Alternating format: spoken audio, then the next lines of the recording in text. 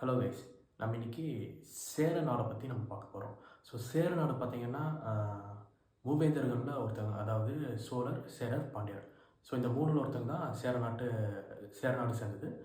So இப்போது சேர நாடு பார்த்தீங்கன்னா அந்த காலத்தில் எங்கே லொக்கேட் ஆகிருந்துச்சுன்னா, இப்போ இருக்கிற ப்ரெசன்ட் கேரளாவும் அப்புறம் தமிழ்நாட்டில் இருக்கிற கொங்கு நாடு, அதாவது திருப்பூர், கோயம்புத்தூர் இதெல்லாம் சேர்ந்தது தான் அந்த காலத்தில் சேர நாடாக இருந்துச்சு. ஸோ சேர நாடோட அந்த டைமில் பார்த்தீங்கன்னா, சேர நாட்டோட கேபிட்டல் பார்த்தோம்னா வஞ்சி அப்புறம் கரூர், இந்த 2 பிளேஸ் சொல்லியிருக்காங்க.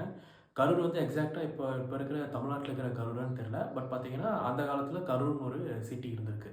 ஸோ அத வந்து அவங்க கேபிட்டலா கன்சிடர் பண்ணியிருக்காங்க. ஸோ அதே மாரி பார்த்தீங்கன்னா, இப்போ எப்படி சோழர்களுக்கு வந்து பூம்புகார் வந்து ஒரு பெரிய ஃபேமஸான போர்ட்டோ, அதே மாரி சேர நாட்டுக்கு பார்த்தீங்கன்னா, முசிறி, தொண்டி இந்த 2மே பார்த்தீங்கன்னா ஒரு பெரிய போர்ட்டா அமைஞ்சிருக்கு. முசிறி போர்ட் பார்த்தோம்னா, இப்போ கொச்சிக்கு பக்கத்தில செராய் பீச்னு ஒரு ஏரியா இருக்கு. ஸோ அது அந்த இடத்துல தான் அந்த காலத்தில முசிறி போர்ட் வந்து லொகேட் ஆகியிருந்திருக்கு. ஸோ இப்போ நம்ம சவுத் இந்தியா பார்த்தோம்னா, ஜியாகிரபிக்கலாவே ஒரு கடல் வணிகம் பண்ணுறதுக்கு ஒரு நல்ல இடம். ஸோ அதனால் பார்த்தோம்னா, அந்த காலத்தில உலகத்தில இருக்கிற பல்வேறு நாட்டு மக்கள் வந்து நம்ம சவுத் இந்தியாவில நிறையா ட்ரேடிங் வந்து பண்ணியிருக்காங்க. அதில் முக்கியமானவங்க பார்த்தோம்னா ரோமன்ஸ் அண்ட் கிரீக்ஸ். ஸோ அவங்க வந்து நம்ம சோழர், சேரர், பாண்டியர் இந்த 3 நாட்டு மன்னர்களோடையும் அவங்க வந்து ட்ரேடிங் வந்து வணிகம் வந்து பண்ணியிருக்காங்க. ஸோ இப்போ மெயினாக சேரர்கள் பார்த்தீங்கன்னா, இந்த வணிகத்தில் ஒரு பெரிய பங்கு வச்சுருக்காங்க. அதாவது அந்த காலத்தில் இந்தியன் ஸ்பைசஸ். ஸோ நம்ம இந்தியன் ஸ்பைசஸ் பார்த்தீங்கன்னா, அந்த காலத்தில் பயங்கர ஃபேமஸ்ஸு. நம்ம நாட்டு வளங்கள் பார்த்தீங்கன்னா, உலகத்தில் இருக்கிற பல்வேறு நாட்டு மக்கள் வந்து அந்த காலத்தில் நிறையா விரும்பி வந்து ட்ரேடிங் பண்ணியிருக்காங்க. அதில் முக்கியமாக இந்தியன் ஸ்பைசஸும் ஒன்று. ஸோ இந்தியன் ஸ்பைஸ் ரூட்டுன்னு சொல்லியே அந்த காலத்தில் சி ரூட் வந்து அமைஞ்சிருந்திருக்கு. இந்த ட்ரேடிங் சிஸ்டமில் பார்த்தோம்னா, சேர நாடு வந்து ஒரு முக்கியமான பங்கு வச்சிருக்கு. அதாவது அந்த காலத்தில் அவங்க இந்தியன் ஸ்பைசஸ் மட்டும் இல்லாமல் முத்துக்கள், ரத்தினங்கள், அப்புறம் விலை உயர்ந்த அப்புறம் ஆவரணங்கள் இதெல்லாமே அந்த காலத்தில் ட்ரேடிங் பண்ணியிருக்காங்க. அப்புறம் டிம்பர் வுட் இதுவும் பார்த்தீங்கன்னா மெயினாக சேர நாடு வந்து ட்ரேடிங் பண்ணியிருக்காங்க. ஸோ சேர நாடு பார்த்தோம்னா ஒரு மலை சார்ந்த பகுதி. சேரர்கள் பார்த்தோம்னா அந்த காலத்தில் காப்பர் காயின்ஸ் தான் யூஸ் பண்ணியிருக்காங்க, அதாவது ட்ரேடிங் பண்ணுறதுக்கு. ஸோ அப்புறம் சேர நாட்டில் பார்த்தோம்னா அவங்க மெயினாக ஃபாலோ பண்ண ரிலிஜன் வந்து ஹிந்துயிசம், அப்புறம் புத்திசம், ஜெயினிசம் இந்த 2மே அவங்க வந்து ப்ராக்டிஸ் பண்ணியிருக்காங்க. சேரர்களோட சின்னம் பார்த்தோம்னா பவன் நேரம், அதாவது வில்லம்பு. இப்போ எப்படி சோழர்களுக்கு பார்த்தோம்னா புலிக்கொடி, அப்புறம் மதுரை பாண்டியர்கள் பார்த்தோம்னா மீன் சின்னம், அதே மாதிரி சேரர்களோட சின்னம் பார்த்தீங்கன்னா வில்லம்பு. ஸோ இப்போது சேரர் பார்த்தீங்கன்னா அவங்களுக்கு வந்து இன்னொரு பேர் இருக்குது. அது என்னன்னா கேரள புத்தாஸ். கேரள புத்தாஸ்னா சன்ஸ் ஆஃப் கேரளா. ஸோ இப்போ அந்த சேர மன்னர்களில் பார்த்தீங்கன்னா அவங்களெல்லாம் அந்த மாதிரி குறிப்பிடுறாங்க. இப்போ சேர நாட்டோட வரலாறு பார்த்தோம்னா ஃபுல்லாகவே நம்ம அகநானூறு, புறநானூறு, அப்புறம் சிலப்பதிகாரம் இந்த 3லேருந்து தான் நம்ம ஃபுல்லாகவே எடுத்திருக்காங்க. ஸோ அதில் இருக்கிற நியூஸ் படி தான் இது வரைக்கும் நம்ம கிடைச்ச இன்ஃபர்மேஷன் எல்லாமே அதுலேருந்து தான் வந்திருக்கு. ஸோ இப்போது அதாவது கிரைஸ்துக்கு முன்னாடியே பார்த்தீங்கன்னா, கிரைஸ்து பிறக்கறதுக்கு அதாவது பிஃபோர் காமன் எரா அதுக்கு முன்னாடியே பார்த்தோம்னா சேர டைனாஸ்டியில் இருந்திருக்கு. பட் நமக்கு அதில் இருக்கிற மன்னர்கள் பேர் பார்த்தீங்கன்னா நமக்கு பெருசாக ஓலைச்சுவடியில் அப்புறம் எங்கேயும் இந்த மாதிரி நூலில் வந்து எங்கேயுமே மென்ஷன் பண்ணல. பட் இருந்திருக்காங்க அந்த காலத்தில் சேரர், அதாவது கிரைஸ்து பிறக்கறதுக்கு முன்னாடியே பார்த்தோம்னா சேர நாடு வந்து இருந்திருக்கு. நமக்கு கிடைச்ச இன்ஃபர்மேஷன், அதாவது கிடைச்ச அந்த நூல்களை பார்த்தோம்னா கிரைஸ்து பிறந்ததுக்கப்புறம் தான் அந்த மன்னர்களோட பேர் எல்லாமே நமக்கு கிடச்சிருக்கு. அதாவது சேரன், செங்குட்டுவன், அப்புறம் இரும்புரை இந்த மாதிரி நேம்ஸ்லாம் பார்த்தோம்னா நம்ம இந்த சிலப்பதிகாரம் அதுலேருந்து நமக்கு கிடச்சிருக்கு. சேரன், செங்குட்டுவன் பார்த்தீங்கன்னா சேரன் மன்னர்களே ஒரு பெரிய நல்லாட்சி புரிந்த ஒரு மன்னன் சொல்லுவாங்க. ஸோ அவர் வந்து சேரன், செங்குட்டுவன் பார்த்தோம்னா ஒரு ஒரு அந்த காலத்தோட சேராவோட ஒரு கோல்டன் பீரியட்னு சொன்னோம்னா அந்த செங்குட்டுவன் அவர் ஆட்சி புரிந்த காலத்தில் தான் கோல்டன் பீரியட்னு சொல்கிறோம்.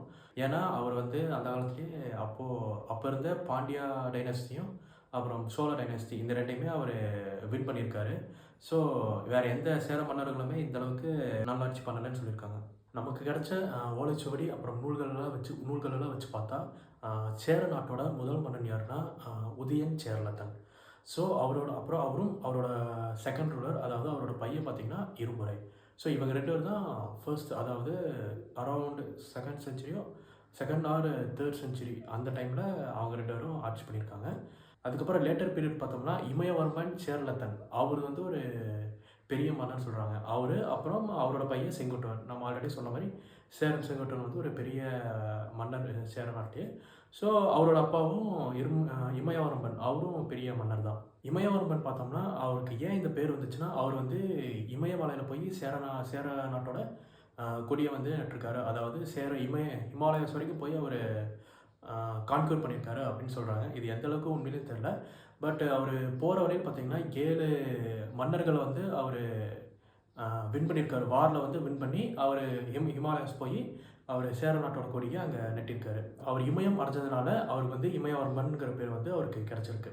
சோழ மன்னர்கள நம்ம எப்படி ராஜராஜ சோழனும், ராஜேந்திர சோழனும் சொல்றோமோ, அதேமாரி சேல மன்னர்கள் பார்த்தீங்கன்னா, இமயவர்மனும், செங்குட்டுவனும் சொல்றாங்க. அதாவது இமயவர்மன் அவரு ஆட்சி புரிந்த காலம் பார்த்தீங்கன்னா, மிலிட்டரியெல்லாம் நல்லா நல்லா ஸ்ட்ராங் பண்ணி நல்ல ஒரு என்ஃபோர்ஸா வச்சிருந்தாங்க. ஸோ அதனால அவர்னால இமயமலைக்கு வரைக்கும் போக முடிஞ்சுது அப்படிங்கிற ஒரு பிலீவ்ஸ் இருக்கு. அதே மாரி செங்குட்டுவன் பார்த்தீங்கன்னா, அவரும் இந்த ஹிமாலயன் வார் அதாவது ஹிமாலயாஸ் போய் அவரோட அப்பா எப்படி ஹிமாலயாஸ் போனாரோ, அவரு கூடயே இவரும் போய் அந்த வார்லலாம் இவரும் பார்ட்டிசிபேட் பண்ணியிருக்காரு. சேரன் செங்குட்டுவன் யாருன்னா, சிலப்பதிகாரம் எழுதின இளங்கோவடிகளோட அண்ணா தான். அதாவது ஓல்டர் பிரதர். அண்ணா தான் சேரன் செங்குட்டுவன். ஸோ அவர் பார்த்தீங்கன்னா, இந்த சிலப்பதிகாரத்தில அவர பத்தி ஒரு பெரிய நல்லாட்சி புரிந்த ஒரு மன்னர்ன்னு சொல்லி இளங்கோவடிகள் வந்து மென்ஷன் பண்ணியிருப்பாரு. அது மட்டும் இல்லாம செங்குட்டுவன் பார்த்தீங்கன்னா, கண்ணகிக்கு சிலை வச்சது அவரு தான். அதாவது சிலப்பதிகாரத்தில வர அந்த கோவலன் கண்ணகி, அந்த கண்ணகிக்கு சிலை வச்சது செங்குட்டுவன் தான். கண்ணகி சிலைக்கு அவர் கல் எங்கேருந்து எடுத்துகிட்டு வந்தாருன்னா, ஹிமாலயாஸ்லேருந்து தான் அவர் போய் அந்த கண்ணகி சிலைய செய்யறதுக்காகவே அவர் அங்கேருந்து எடுத்துகிட்டு வந்தார். இவங்க ஆட்சி காலம் எப்போன்னா, இப்போது இரும்பறையும் அப்புறம் நான் ஃபர்ஸ்ட் சொன்ன இரும்பறையும் அப்புறம் உதயன் சேர்லதன் அவங்க ஆட்சி முடிஞ்சு அதுக்கப்புறம் ஒரு 2, 3 ஜென்ரேஷன்ஸ்க்கு அப்புறம் தான் செங்குட்டுவனோட ஆட்சி வந்துச்சு. ஸோ இவர் பார்த்தீங்கன்னா, இவரோட காலத்தில் தான் கிரீக்ஸ் கூட நல்லாவே அப்புறம் ரோமன்ஸ் இவங்க கூட தான் ஒரு நல்ல வணிகம் பண்ணிட்டு இருந்திருக்காங்க. நம்ம இந்த பழைய ஓலைச்சுவடியெல்லாம் எடுத்து பார்த்தோம்னா, கிரீக்ஸு, ரோமன்ஸை வந்து யவனாஸ்ன்னு சொல்லியிருப்பாங்க. செங்குட்டுவன் தான் பார்த்தீங்கன்னா, ஒரு நல்ல ஒரு ஆட்சி கொடுத்தவர். அது ஒரு கோல்டன் பீரியட் அவரோட ஆட்சி தான். ஸோ அதுக்கப்புறம் பார்த்தீங்கன்னா, சேராஸ்க்கு பெருசாக எந்த மன்னருமே அந்தளவுக்கு ஷைன் ஆகலை. ஸோ லேட்டர் பீரியட் பார்த்தீங்கன்னா, ஒரு அரவுண்டு 14th century அந்த மாதிரி பார்த்தீங்கன்னா, சேர மன்னர்களே ஃபுல்லாகவே அப்படியே மேக்ஸிமம் அப்படியே அழிச்சிட்டாங்க. பிகாஸ் அதுக்கப்புறம் சோழர்களும் பாண்டியர்களும் நிறையா படையெடுப்புக்கு அப்புறம் சேரரோட அப்படியே ஆட்சி வந்து அப்படியே அவங்களோட டைனாஸ்டியோட ரேஞ்ச் வந்து அப்படியே குறைஞ்சிருச்சு. ஆக்சுவலாக ஃபர்ஸ்ட் பார்த்தீங்கன்னா, சேர நாடு வந்து தமிழ் தான் ஃபுல்லாக யூஸ் பண்ணிட்டு இருந்திருக்காங்க. அதுக்கப்புறம் லேட்டர் பீரியட் பார்த்தீங்கன்னா, அரவுண்ட் 10th century 11th centuryக்கு அப்புறம் தான் அவங்க மலையாளம் வந்து அப்படியே கொஞ்சம் கொஞ்சமாக உள்ளே வந்து தமிழோட மிக்ஸ் ஆகி அதுக்கப்புறம் ஃபுல்லாகவே மலையாளமாக மாறிடுச்சு. இப்போ தமிழில் எப்படி நம்ம ஒரு கேலண்டரை வந்து ஃபாலோ பண்ணுறோமோ, அதே மாதிரி மலையாளத்தில் பார்த்தீங்கன்னா, அவங்க வந்து ஒரு கொல்லம் எரான்னு ஒரு கேலண்டர் வந்து அவங்க ஃபாலோ பண்ணுறாங்க.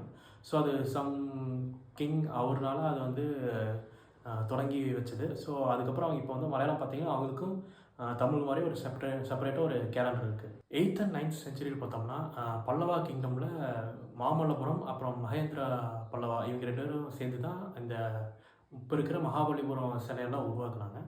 ஸோ அதே மாதிரி பார்த்தீங்கன்னா, அதே காப்பி எடுத்து அவங்க இப்போது சேரா வந்து லேட்டர் பீரியடில் அவங்க ஃபாலோ பண்ணியிருக்காங்க. அதாவது பல்லவா ராக் ஸ்டைல் கட்டிங் வந்து அங்கே திரிஷூர் சம்திங் அந்த ஏரியாவில் இப்போது ஏதோ ஒரு சம்திங் கோயிலில் வந்து அந்த ஸ்டைலில் வந்து ராக்ஸ் வந்து அந்த காலத்தில் மேட் பண்ணி வச்சுருக்காங்க. ஸோ இப்போ நம்ம இது வரைக்கும் பார்த்த இன்ஃபர்மேஷன் எல்லாமே பார்த்தோம்னா, இந்த பழைய ஓலைச்சுவடி அதுலேருந்து எடுத்திருக்காங்க. அதாவது அகநானூறு, புறநானூறு, அப்புறம் சிலப்பதிகாரம். ஸோ இதுலேருந்து தான் மேக்ஸிமம் சேராஸ் பற்றியே இருக்குது. இதை தவிர்த்து பெருசாக சேராஸ் பற்றி ஹிஸ்ட்ரி இல்லை. ஸோ சோழர்கள், பாண்டியர்களுக்கு இருக்கிற மாதிரி இவங்களுக்கு அந்தளவுக்கு ஹிஸ்ட்ரி நமக்கு பெருசாக பதிக்கப்படல. இந்த வீடியோ உங்களுக்கு பிடிச்சிருந்ததுன்னா லைக் பண்ணுங்கள், ஷேர் பண்ணுங்கள், மறக்காமல் சப்ஸ்கிரைப் பண்ணிடுங்க. தேங்க்யூ.